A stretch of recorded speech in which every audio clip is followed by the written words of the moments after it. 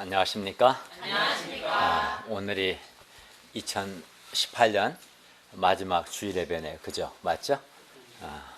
다음에 이제 내년 2019년인데 우리 새해 인사는 다음 주에 하겠네요. 오늘 하려고 했는데 하나님께서 크고 작은 어려움이 있었지만 또 우리 각 사람을 선하게 인도해 주신 것을 감사합니다. 오늘 말씀 제목은 하나님의 세미한 소리 새로운 방향입니다. 요절 열왕기상 19장 12절을 다 함께 읽겠습니다. 12절입니다. 시작. 또 지진 후에 불이 있으나 불 가운데에도 여호와께서 계시지 아니하더니 불의 세미한 소리가 있는지라. 네, 기도하겠습니다. 오늘 오신 주님, 오늘도 저희가 살아계신 성부, 성자, 성령 하나님께 예배드릴 수 있는 은혜와 특권을 주셔서 감사합니다. 주님께서 우리의 예배를 통해서 영광을 받으시옵소서. 우리 한 사람 한 사람을 불쌍히 여기셔서 만나주시고 하나님의 말씀으로 은혜와 복을 주시기를 간절히 기도합니다. 주께서 예배드린 이 자리에 임재하셔서 우리 한 사람 한 사람에게 은혜와 긍휼을 베풀어 주시옵소서. 예수님의 이름으로 기도하였습니다. 아멘. 우리가 이제 3주 동안 성탄 말씀을 공부했고 이어서 열왕기상을 계속 공부하고자 합니다. 오늘과 다음 주 해서 열왕기상 말씀이 모두 끝납니다. 한 3주 전이라 갑자기 좀 낯선 분도 있겠지만 우리가 지난 시간에 배운 것은 뭐냐면 엘리야가 갈멜산에서 바알의 선지자 450명과 싸워서 믿음의 큰 승리를 했다는 것이죠. 그죠? 제단 단을 쌓고 그 엘리야는 막 물을 붓고 도랑이 넘치도록, 그리고 나서 물론 바알 선지자들은 아무렇게 그렇게 하지 않았죠. 그리고 불로 응답하는 신이 진짜 하나님이다. 그걸 서로 하기로 하고, 근데 바알들은 아무 응답이 없었지만 여호와 하나님께서는 불로 응답하심을 통해서 여호와가 참 하나님이시다 나타나셨죠. 그리고 바알의 450명의 그 우상 숭배자들을 죽였습니다. 그러니까 엘리야는 갈멜산에서 바알 선지자 450명과 싸워서 믿음의 큰 승리를 했습니다. 그러나 엘리야는 자신을 죽이겠다는 이세벨의 말에 두려움과 영적인 침체에 빠집니다. 오늘 말씀은 하나님께서 이러한 엘리야, 두려움에 빠지고 지치고 탈진하고 침체에 빠진 이런 엘리야를 어떻게 도우시는가에 관한 말씀입니다. 그런데 우리도 하나님께서 맡기신 사명을 감당하다가 두려움에 빠지거나 때로는 지치거나 때로는 탈진하거나 때로는 영적 침체에 빠질 때가 있습니다. 오늘 말씀을 통해 우리가 어떻게 이러한 두려움과 영적인 침체를 극복하고 하나님께 계속 쓰임받을 수 있는가 배울 수 있기를 기도합니다. 제1장 두려움과 영적 침체에 빠진 엘리야 1절에서 8절 말씀입니다. 1절을 보십시오.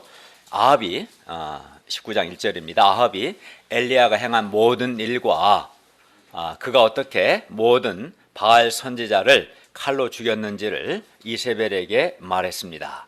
아합은 갈멜산에서 불로 응답하신 여호와가 하나님이시다. 불로 응답하신 여호와가 참 신이시고 참 하나님이시다라는 것을 분명히 보았습니다. 백성들과 함께. 그러므로 아합 왕은 회개하고 이제는 여호와 하나님께 돌이켜야만 마땅했습니다. 그러나 아합 왕은 그렇게 하지 않았습니다. 그는 여호와께서 불로 응답하시는 것을 모든 백성과 함께 보았습니다.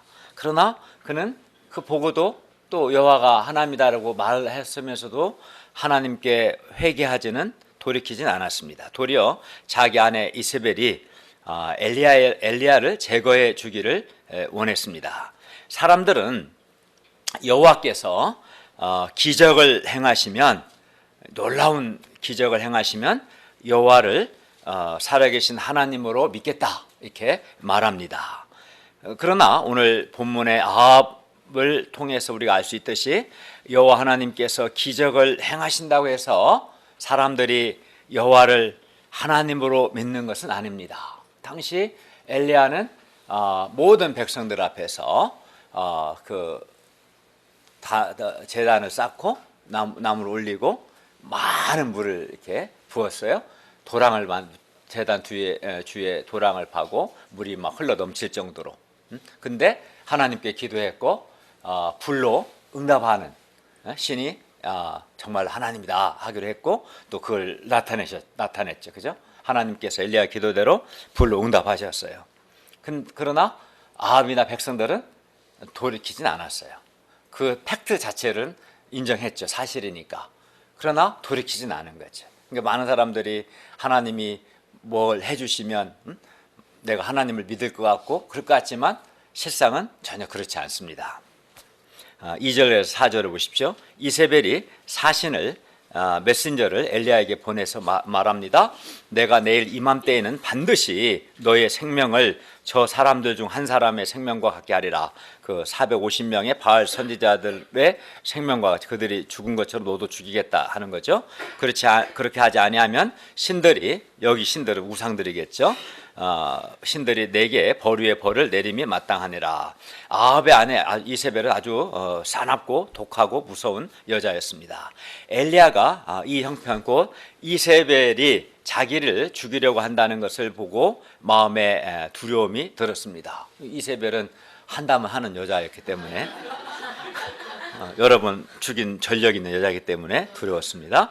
그래야 그는 일어나서 자기 생명을 위해서 도망합니다. 근데 어디까지 가냐면 유다에 속한 부엘세바에 이르렀습니다. 지금 엘리야는 이스라엘 선지자입니다. 우리가 남북한처럼 남한은 유다가고 북쪽은 이스라엘 이렇게 나눠졌어요. 이스라엘 당시에. 근데 엘리야는 이세벨이 보낸 자객이 올 수 없도록 이스라엘 땅을 떠납니다. 국경을 떠나서 유다로 넘어왔습니다. 탈북자처럼 이스라엘에서 유다로 내려왔고 그것도 유다의 가장 남쪽 끝이 부엘세바입니다. 해남 그런 것처럼 남쪽 끝인 부엘세바까지 내려온 겁니다. 그만큼 엘리야는 이세벨이 두려웠던 거죠.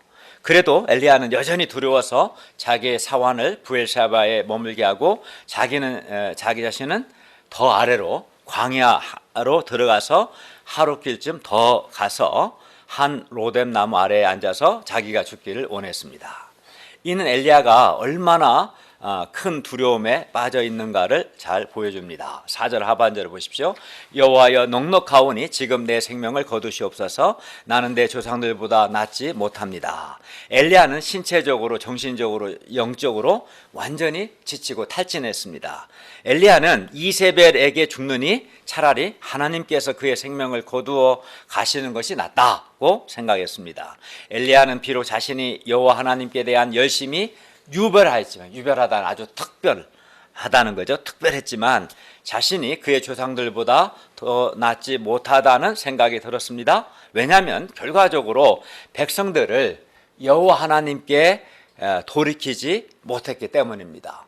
그렇게 큰 놀라운 믿음의 역사를 이루고 큰 이적을 행하고 해도 왕이나 백성이나 하나님께로 돌아오지 않았습니다. 그래서 도대체 내가 뭐 했나 그런 생각도 들고 자기는 조상들에 비해서 전혀 조금도 낫지 못하다 생각했습니다. 엘리야 선지자의 일생의 사명은 이스라엘 백성들을 여호와 하나님께로 돌이키는 것, 돌아오게 하는 것이었고 그는 이 일을 위해서 자신의 열심과 자신의 전 인생을 드렸습니다. 엘리야는. 그리고 갈멜산에서 아까 말씀드린 것처럼 믿음의 큰 승리도 했습니다. 그러나 결과는 너무나 실망스러웠습니다. 절망스러웠습니다. 왜냐하면 왕 아합과 그의 아내 이세벨이 회개하기는커녕 오히려 엘리야 자신을 죽이려고 했기 때문입니다. 엘리야는 그들이 불로 응답하신 여호와가 하나님이심을 보고 하나님께로 돌이킬 것을 기대했는데 하나님께 돌이키기는커녕 오히려 왕과 그의 아내가 자기를 죽이려고 했습니다. 게다가 백성들이 전에 뭐라고 했냐면 분명히 불로 응답하시는 그가 바알이든 여호와든 불로 응답하시는 그가 하나님이다 라고 말했어요. 그럼에도 불구하고 백성들은 또 여전히 여호와 하나님께 돌이키지 않았습니다. 불로 여호와께서 응답하신 것을 보고도 여호와 하나님께로 돌이키지는 않은 거죠. 엘리야는 사람들이 이렇게 어떻게 이럴 수 있는가? 어떻게 이럴 수 있는가? 하는 생각이 들었습니다. 왕이든 그의 아내든 백성들이든 불로 응답하는 이가 하나님이시다는 것을 인정하기로 했고 또 불로 하나님 여호와께서 응답하셨습니다. 그럼에도 불구하고 그들은 이적을 보고도 하나님께 돌이키지 않았습니다. 그걸 보고 엘리야는 마음이 상했고 어쩜 인간들이 저럴 수 있는가라는 생각이 들었습니다. 여호와께서 그들 가운데 불로 응답하시는 것을 보고도 여호와 하나님께 돌이키지 않는 백성들로 인해서 엘리야의 마음이 매우 상했습니다. 엘리야는 하나님께 돌이키지 않는 백성들로 인해서 마음이 상하고 실패감과 절망감을 느끼며 고통스러웠습니다. 그리고 하나님께 대해서도 이번에는 하나님께 대해서도 힘든 마음, 불평하는 마음이 생겼습니다. 엘리야는 하나님께 순종해서 그리 시냇가에서 까마귀 훈련도 받았고 사르밧에 가서 과부를 통한 훈련도 받았습니다. 그리고 그는 믿음으로 도전해서 죽은 아이를 살리기도 했습니다. 무엇보다 갈멜산에서 홀로 바알 선지자 450명과 싸워서 엘리야는 믿음의 큰 승리를 했습니다. 그리고 그는 이 승리를 계기로 백성들이 여호와 하나님께 돌이킬 것을 기대했습니다. 그러나 현실적으로 달라진 것은 아무것도 없었습니다. 자기는 유별난 열심으로 일했지만 백성들은 여전히 회개하지 않았고 이세벨은 오히려 더 완악해져서 이제는 아예 자기를 죽이려고까지 했습니다. 그래야 엘리야는 더 이상 하나님 여호와께 열심을 드리고 싶지 않았습니다. 열심히 하면 뭐하나 달라진 것도 없는데 오히려 더 상황은 악화됐는데 하나님은 도대체 뭐 하시나 그런 생각이 들었습니다. 여호와께 대한 그의 특심한 열심과 모든 사역의 수고가 다 무의미해 보였습니다. 그리고 이세벨 그 여자한테 죽느니 차라리 그럴 바에 하나님의 손에 죽고 싶었습니다. 이게 당시 엘리야의 마음이었습니다. 여러분, 이러한 엘리야를 이해할 수 있을까요? 우리도 얼마든지 엘리야와 같은 이러한 두려움과 또 지치고 마음이 힘들고 실망스럽고 절망스럽고 영적인 침체를 경험할 수 있고 아마 이미 이러한 심정을 또 영적 침체를 경험한 분들도 계실 겁니다. 우리도 엘리야처럼 여호와 하나님께 대한 유별난 열심을 갖고 하나님을 섬겼는데도 눈에 보이는 변화도 없고 또 눈에 보이는 열매도 없을 때 열심히 안 하는 사람은 잘 못 느껴요. 한게 별로 없으니까. 근데 정말 어려운 가운데서도 여호와 하나님께 마음을 드리고 시간을 드리고 물질을 드리고 열심히 헌신하고 수고했는데도 불구하고 눈에 보이는 어떤 변화도 열매도 없을 때 우리도 엘리야처럼 영적인 침체에 빠질 수 있습니다. 우리는 여호와 하나님께 충성하고 헌신하면서 어떤 믿음의 기대를 합니다. 곧 우리 수고를 통해서 사람들이 구원받고 변화되고 성장하기를 우리는 기대합니다. 그러나 변화와 성장은커녕 사람들의 마음이 도리어 더 완악해지고 더 배은망덕해지고 그때 우리는 마음이 힘들고 힘이 다 빠지고 우울해지고 영적 침체에 빠집니다. 그래서 이제는 더 이상 그렇게까지 수고하고 싶지 않습니다. 수개월 동안 또는 수년 동안 하나님께 열심을 드리고 많은 기도를 했는데도 사람들이 변화와 성장이 없는 것 같을 때 우리는 영적으로 지치고 탈진이 되고 침체에 빠집니다. 심한 경우 우울증에 빠질 수도 있습니다. 양들과 가족들의 구원을 위해서 오랫동안 기도했는데도 아무 응답이 없을 때 이때에도 우리는 마음이 힘들고 또 지치고 영적 침체에 빠질 수 있습니다. 이때 우리에게 하나님의 위로와 또 하나님이 주시는 새로운 방향이 필요합니다. 이때 하나님의 위로와 하나님의 새로운 방향이 필요합니다. 그리고 이때 우리가 이러한 영적인 탈진과 영적 침체를 성경적으로 건강하고 건전하게 극복하는 것이 아주 중요합니다. 사람이 항상 좋을 수는 없습니다. 지치기도 하고 힘들기도 하고 피곤한 생각이 들기도 하고 절망적인 생각이 들기도 하고 우울해지기도 하고 침체에 빠질 수 있는 겁니다. 얼마든지 인간은.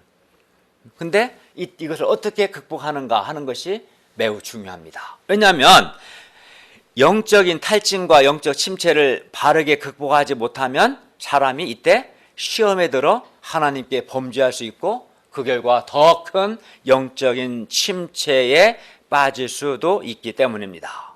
어떤 사람은 이러한 어려움, 내적인 상태 또는 영적 침체를 극복하지 못해서 아예 믿음을 잃어버리고 더욱 나빠지는 것을 봅니다. 잘 극복하는 게 중요해요. 어떻게 극복할 수 있는가 오늘 말씀을 통해서 우리가 배워야 합니다. 그러면 하나님께서 이렇게 실망하고 절망하고 마음이 상하고 지치고 탈진하고 영적 침체에 빠진 이 엘리야를 하나님은 어떻게 도우십니까? 5절부터 8절을 보십시오. 엘리야가 로뎀나무 아래에서 누워 자더니 천사가 그를 어루만지며 그에게 말합니다. 일어나서 먹으라. 5절 하반절입니다. 엘리야가 본즉 머리맡에 숯불에 구운 떡과 한 병 물이 있었습니다. 엘리야는 이에 먹고 마시고 일어나지 않고는 다시 또 누웠습니다. 먹고 마시고 다시 누웠습니다. 다시 누웠다는 것은 그만큼 그의 슬픔과 그의 절망과 그의 낙심이 컸다는 것을 의미합니다. 여호와의 천사가 또 다시 와서 또 천사가 또 어루만지며 말합니다. 일어나 먹으라. 네가 갈 길을 다 가지 못할까 하노라. 이에 엘리야가 일어나 먹고 마시고 이번에는 그 음식물의 힘을 의지해서 일어나서 40주 40야를 가서 하나님의 산 호렙에 이르렀습니다. 여기서 우리는 로뎀나무 아래에 누워 자는 엘리야의 모습을 통해 엘리야가 영육간에 매우 지쳐 있음을 알 수 있습니다. 하나님은 이러한 엘리야를 잘 이해하시고 천사를 통해서 어루만져 주셨습니다. 그리고 떡과 물을 공급하여 주셔서 그가 먹고 힘을 내도록 하셨습니다. 하나님은 우리의 영육간의 연약함을 깊이 이해하십니다. 하나님은 우리의 수고와 헌신뿐만 아니라 우리의 낙심과 우리의 실망하는 마음과 우리의 실패감과 우리의 절망감도 잘 아십니다.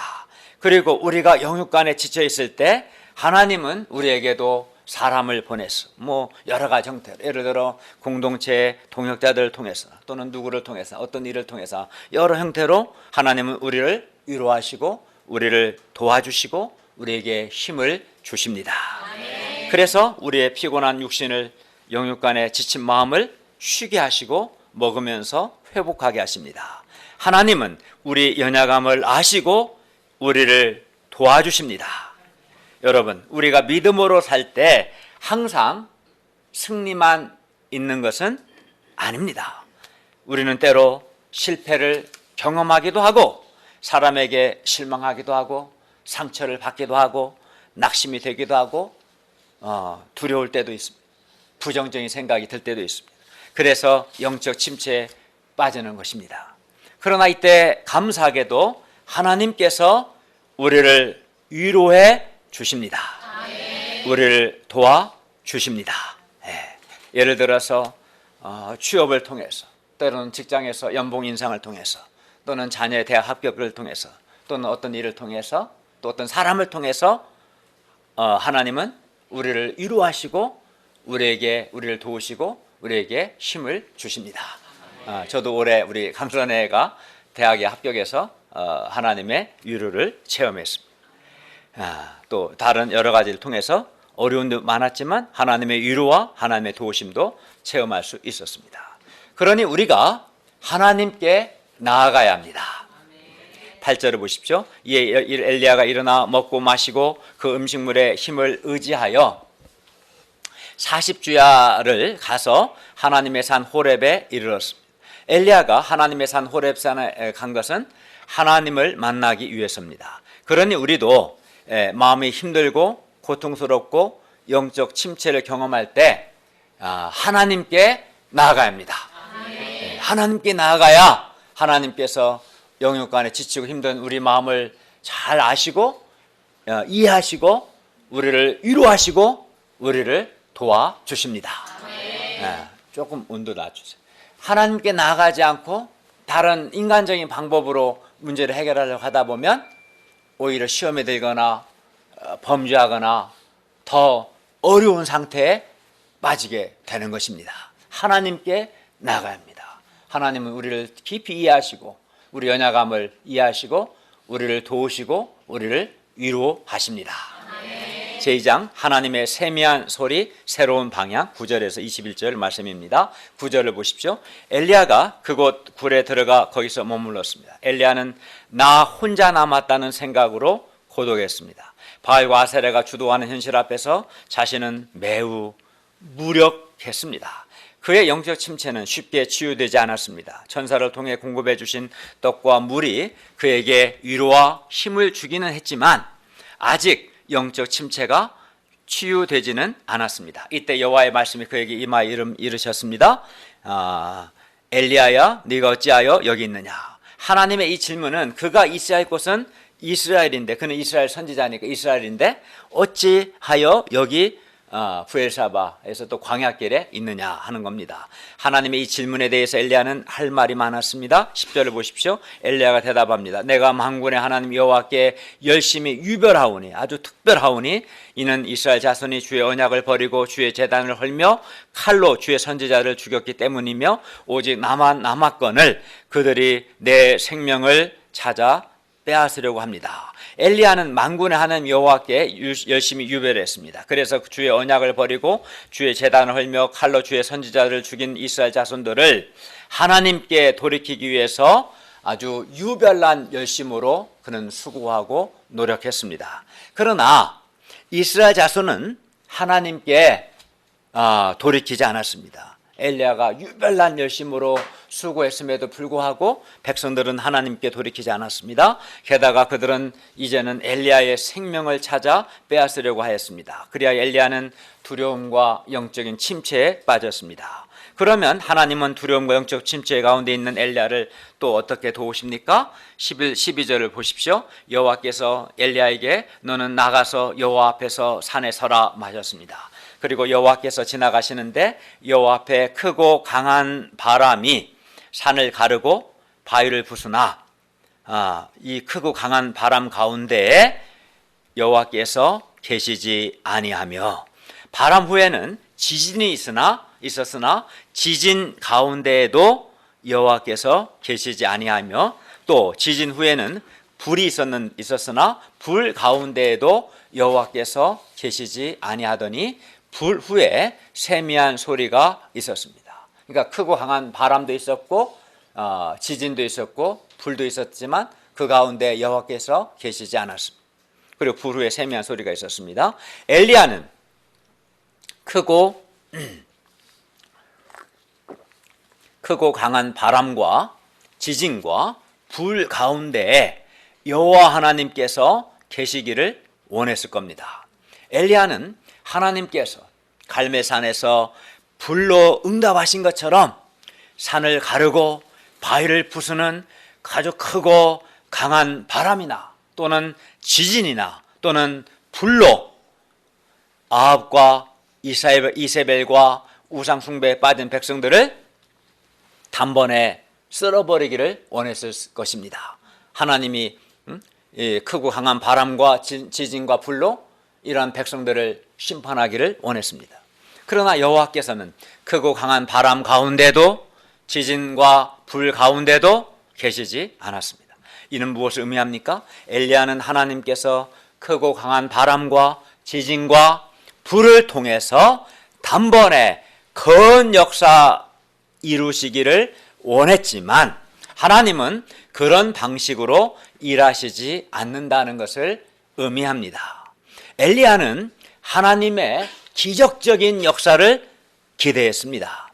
갈멜산에서 불로 응답하신 여호와 하나님께서 이번에도 그때처럼 강력하게 역사해 주시기를 기대했습니다. 엘리야는 아주 화끈한 역사, 한 번에 수천 명이 회개하는 그러한 역사를 기대했습니다. 아니면 당장 아니면 하나님께서 당장 아합과 이세벨과 회개치 않는 백성들을 심판해 주시기를 원했습니다. 엘리야는 마음이 조급했습니다. 자기 당대 이스라엘 자손을 다 돌이키기 원한 것이죠. 그러나 하나님은 엘리야의 생각과 달리 급하지 않았습니다. 조급하지 않으셨습니다. 물론 하나님께서 갈멜산에서는 불로 응답하는 그러한 큰 역사를 이루셨습니다. 그러나 하나님께서 항상 그런 방식으로 불로 역사하시는 것은 아닙니다. 오히려 그러한 역사, 갈멜산에서 불로 응답하신 것처럼 그러한 역사는 오히려 예외적인 역사입니다. 그리고 하나님께서 갈멜산에서 불로 응답하셨고 큰 역사가 있었지만 왕이나 백성들 가운데 실제적인 회개와 변화의 역사는 일어나지 않았습니다. 일어났을 것 같았지만 실상 또 일어나지 않았습니다. 불로 응답하신 여호와를 보고도 그들은 회개치 않았습니다. 이로 인해 엘리야는 실망하고 낙심이 되고 지치고 절망했습니다. 그러면서도 여전히 하나님께서 크고 강한 바람과 지진과 불로 역사해 주기를 원했습니다. 그러나 하나님은 크고 강한 바람과 지진과 불 가운데 계시지 않았습니다. 그러면 하나님은 어디 계십니까? 어디에 계십니까? 12절 하반절을 보십시오. 불 후에 세미한 소리가 있는지라. 불 후에 세미한 소리가 있었고 세미한 소리를 통해서 하나님께서 엘리야에게 말씀하셨습니다. 그러니까 하나님은 크고 강한 바람과 지진과 불이 아닌 아주 세미한 소리 가운데에 계신 겁니다. 여호와 하나님께서 크고 강한 바람과 지진과 불 가운데에는 계시지 않으셨지만 세미한 소리 가운데는 계셨습니다. 세미한 소리는 히브리어로 보면 침묵에 가까운 아주 작고 세미한 소리를 가리킵니다. 히브리어 콜, 데마마, 다카 이런 말인데 콜은 소리거든요. 데마마는 침묵이에요. 다카는 세미한. 그러니까 침묵에 그러니까 침묵에 가까울 만큼 아주 작은 소리. 들려요? 이렇게 침묵에 가까운 아주 작은 소리. 침묵에 가까운 아주 작은 소리입니다. 집중해서 듣지 않으면 안 들리겠죠. 그러니까 크고 강한 바람이나 지진이나 불과는 너무 대조적인 거예요. 아주 세미한 소리이기 때문에. 13절을 보십시오. 엘리야가 세미한 소리를 듣고 겉옷으로 얼굴을 가렸습니다. 이는 엘리야가 세미한 소리 속에서 살아계신 하나님의 임재를 인식하고 취한 행동입니다. 왜냐하면 사람이 거룩하신 하나님을 직접 대면할 경우 살 수 없기 때문입니다. 엘리야가 하나님의 임재 앞에서 그를 어귀에 섬에 소리가 그에게 임하여 이르셨습니다. 13절 하반절을 보십시오. 엘리야야 내가 어찌하여 여기 있느냐.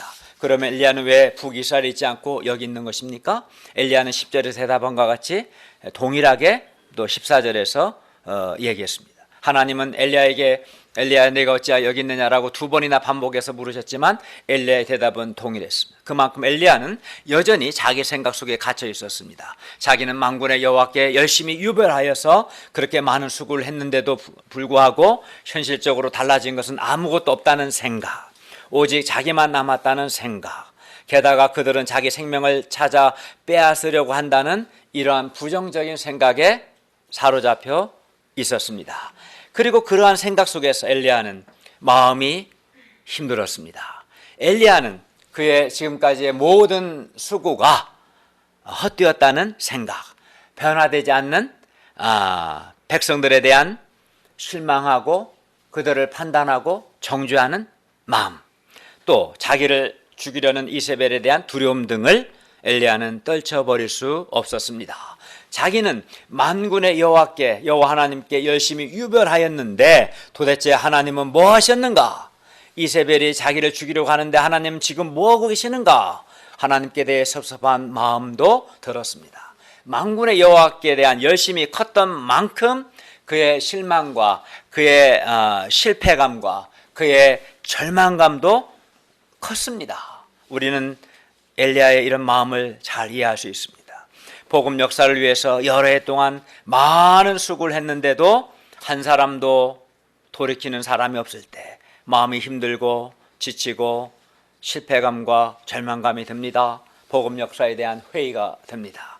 캠퍼스에서 많은 시간 동안 전도했는데도 소원 있는 사람 하나 얻지를 못했을 때 그리고 여러 해 목자 생활을 했는데도 한 사람 제자로 세우지 못했을 때 힘든 생각과 하나님 이제 그만하고 싶습니다 라는 생각이 들 수 있습니다.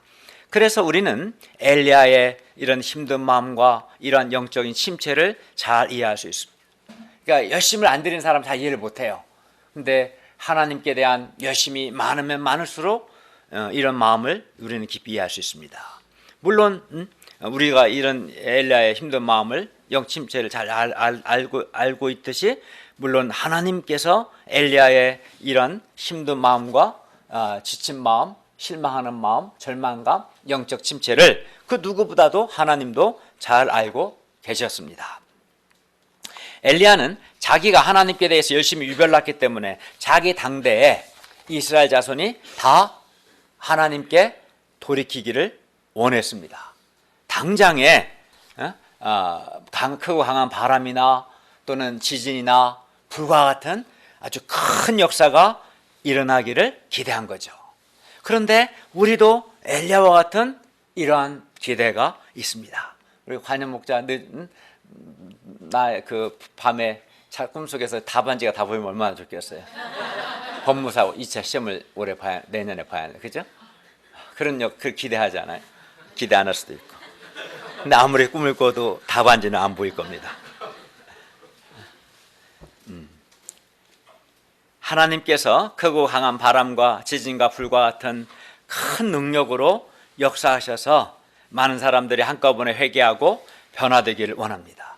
우리는 하나님의 큰 역사, 큰 은혜를 기대합니다. 우리가 하나님께 대해 열심이 많고 수고가 많을수록 더욱 그러한 생각을 합니다. 크고 강한 바람과 지진과 불과 같은 큰 능력 속에서 우리는 하나님을 만나기를 원하고 하나님을 찾습니다. 그래서 어떤 사람은 병고침이나 또는 어떤 신비한 이적 속에서 하나님을 발견하려고 합니다. 맞아, 하나님 특별히 만나 주실 때도 있죠. 저도 그런 경험이 있습니다. 한두 번. 그렇지만 진짜 일생에 한두 번이지 일상적이진 않습니다.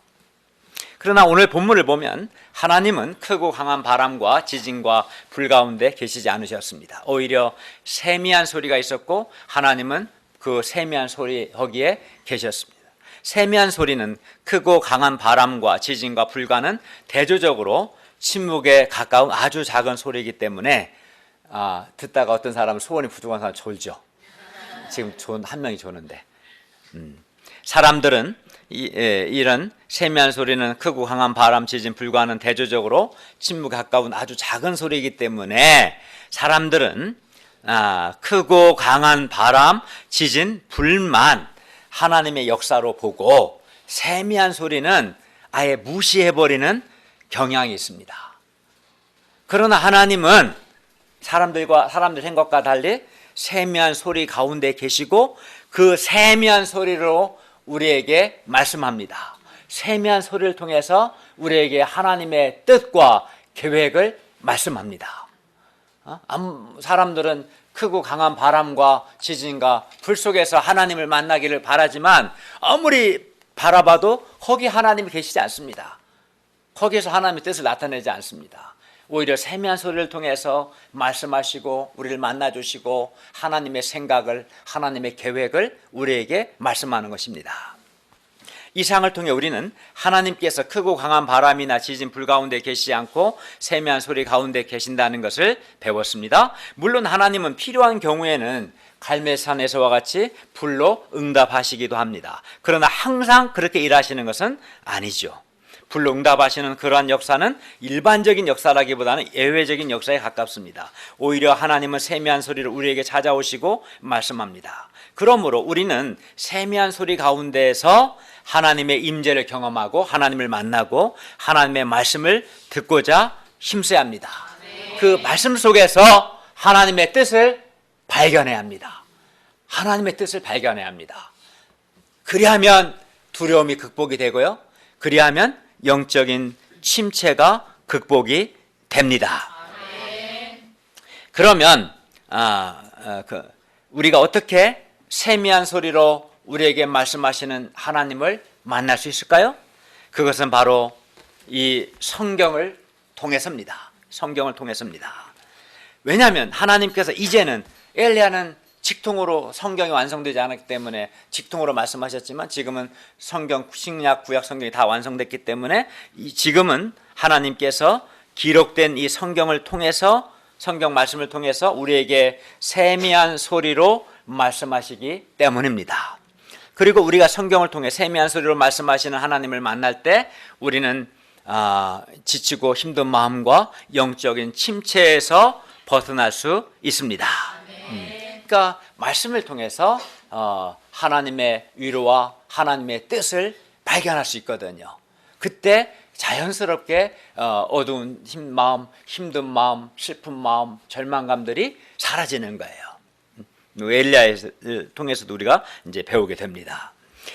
그리고 영적 재충전을 하고 새롭게 우리는 하나님과 하나님의 역사를 섬길 수 있습니다. 그러므로 우리가 크고 강한 바람이나 지진이나 불과 같은 역사 속에서 하나님을 찾으려고 하기보다 성경을 통해서 세미한 소리로 말씀하시는 바로 그곳에서 하나님을 인격적으로 만나고 하나님의 뜻을 발견할 수 있기를 기도합니다. 하나님의 뜻을 발견할 때, 하나님의 새로운 방향을 발견할 때 지금까지 가졌던 부정적인 생각, 힘든 마음, 슬픈 마음, 사람에 대한 실망감, 절망감, 침체가 극복이 돼요. 저절로는 안 돼요. 세미한 소리를 통해서 말씀을 속에서 하나님의 새로운 뜻, 하나님의 계획을, 하나님의 선한 뜻을 발견해야 그러한 부정적인 요소들이 마음에서 극복이 될 수 있습니다. 눈을 크게 뜨세요. 졸지 말고. 하나님은 세미한 소리로 엘리야에게 새로운 방향을 주셨습니다. 15절, 17절을 보십시오.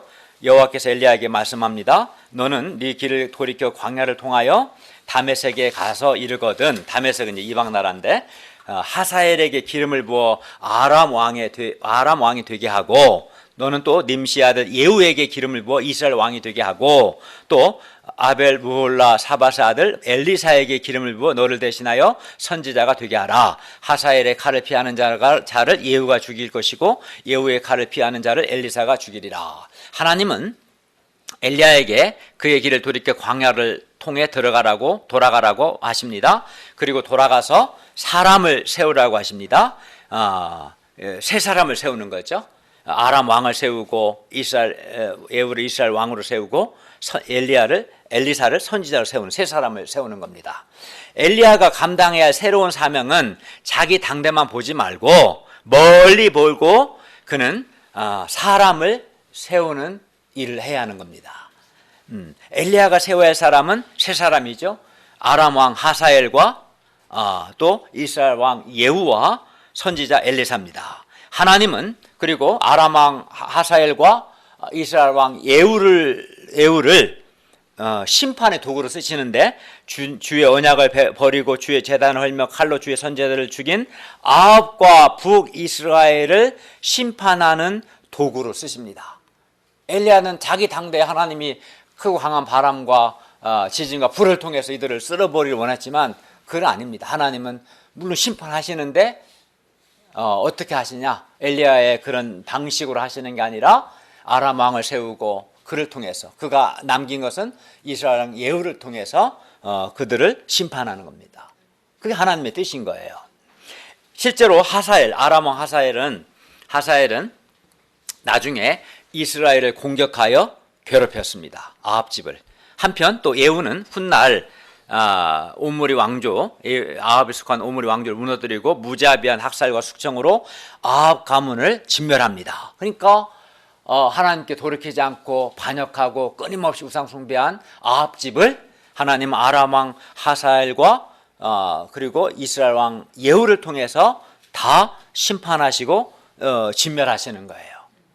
엘리야는 자기가 다 하기를 원했지만 그렇지 않습니다. 하나님의 뜻과 계획은 예후가 오히려 아람 왕과 이스라엘 왕을 세우고 그들을 통해서 하기를 하나님 원하셨던, 이게 다른 거죠. 그리하여 하나님께서 엘리야에게 하신 모든 말씀이 역사 속에서 그대로 성취가 됩니다. 뿐만 아닙니다. 엘리사를 선지자로 세우라고 했는데 엘리사는 엘리야를 계승해서 엘리야가 승천한 이후, 엘리야는 죽음을 보지 않고 바로 갔어요. 그 이후 엘리야가 승천한 이후 약 50년간 북이스라엘에서 선지자로 활동합니다. 그러니까 엘리야 혼자 다 하는 게 아닙니다. 엘리야는 딱 거기까지입니다. 그리고 엘리사 세우고 엘리사가 50년 동안 또 엘리야와는 또 다른 방법으로 나중에 열왕기하에서 공부하겠지만 엘리야가 일하는 방식과 또 엘리사 일하는 방식은 달라요. 방식이 또 일합니다. 이는 무엇을 의미합니까? 하나님의 구속 역사, 하나님의 구원 역사는 엘리야 당대에 끝날 일이 아니라 오랜 세대를 두고 완성되어야 할 것이라는 겁니다. 엘리야는 그의 당대, 자기 시대에 눈에 보이는 열매가 하나도 없었습니다. 정말 없었습니다. 그래서 영적 침체에 빠졌던 것이죠. 그러나 성경은 엘리야를 하나님께 열심히 특심한, 그럼에도 불구하고 엘리야는 위대한 선지자로 평가합니다. 여러분, 하나님의 구속 역사는 엘리야 당대에 끝나지 않습니다. 물론 우리 당대에도 끝나지 않습니다. 하나님의 구원 역사는 일회적으로 끝나는 그런 역사가 아니라 동역자들을 세우고 제자들을 세워서 일하는 역사 이고, 하나님의 구속 역사는 엘리야 당대나 우리 당대에 끝나지 않고 계속 되는 겁니다. 그렇기 때문에 내 당대에 내가 원하는 방식의 역사가 없다고 해서 실망하거나 절망하거나 부정적인 생각을 해서는 되겠어요, 안 되겠어요? 안 되는 거죠.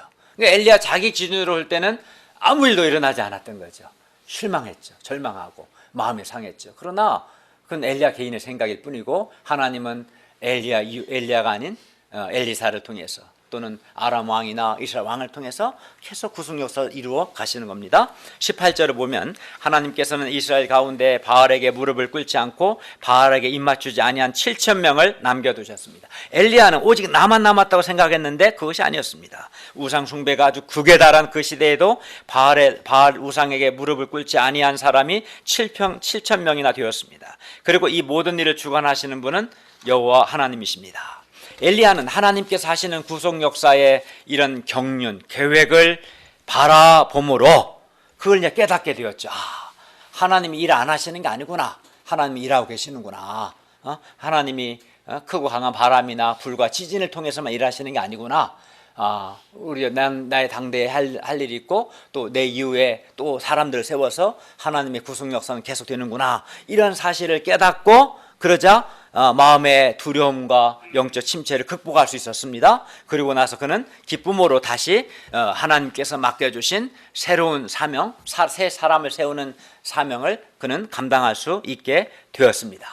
그러니까 세미한 소리로 말씀하시는 하나님을 만나고 그 세미한 소리, 그 말씀을 통해서 하나님이 하시는 일을 깨달은 거죠, 엘리야가.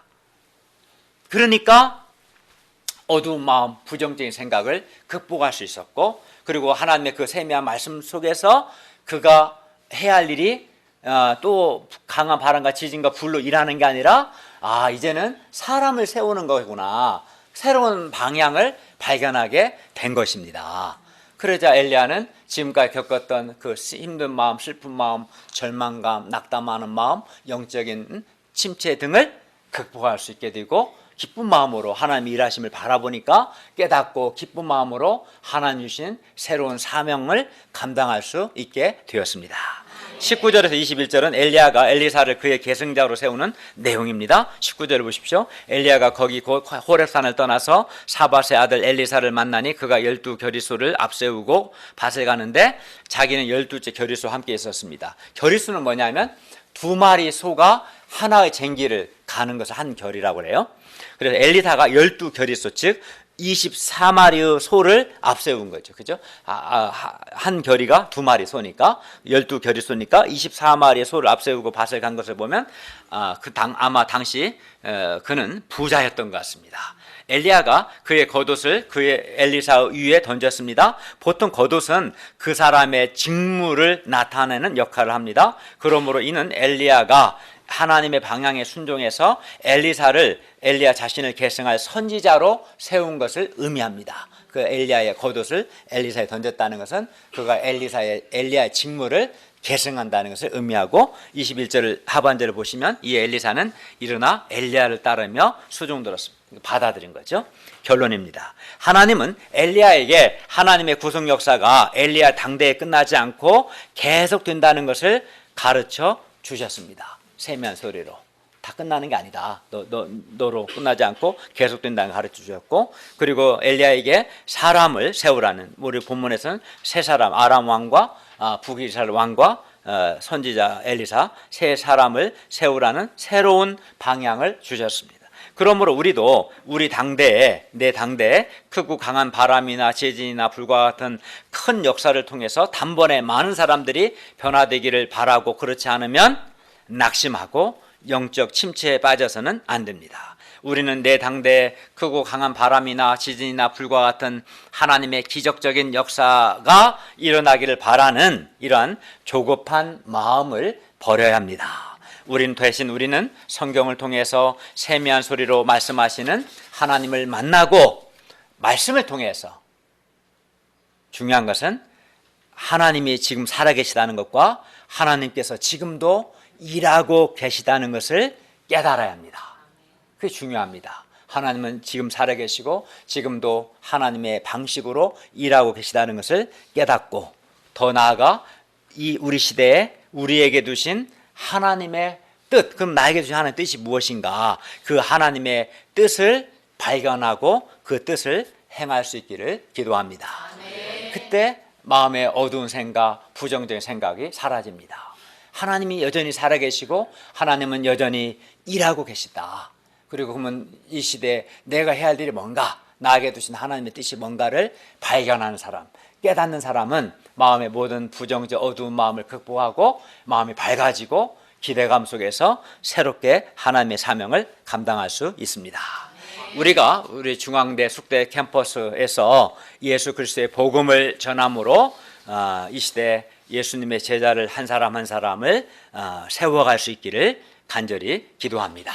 하나님의 뜻은 더디고 힘들어 보이지만 우리가 복음을 전함으로 한 사람 한 사람을 세워 나가는 것입니다. 기도하겠습니다. 은혜로우신 주님, 오늘 말씀을 통해서 하나님께서 두려움과 또 상한 마음과 지친 마음, 영적 침체에 빠진 엘리야를 위로하시고 세미하는 소리를 통해서 하나님의 일하심을 깨닫게 하시고 또 새로운 방향을 주심으로 그를 영적 침체에서 극복하게 벗어나게 해주신 것을 배웠습니다. 우리도 큰 역사만을 바라볼 것이 아니라 성경을 통해서 지금도 살아계시고 일하고 계시는 하나님을 만나고 발견하고 또 이 시대 나 한 사람 한 사람에게 주신 하나님의 뜻이 무언가를 발견하고 그 뜻을 행할 수 있도록 도와주시고, 우리에게 맡기신 중앙대 숙대 학생들에게 예수 그리스도의 복음을 전함으로 한 사람 한 사람을 예수님의 제자로 키워나가는 일을 묵묵히 감당할 수 있도록 도와주시며, 이 과정에서 주께서 우리 한 사람 한 사람을 위로하시고 은혜 베푸시고 힘주시기를 기도합니다. 예수님의 이름으로 기도하였습니다. 아멘.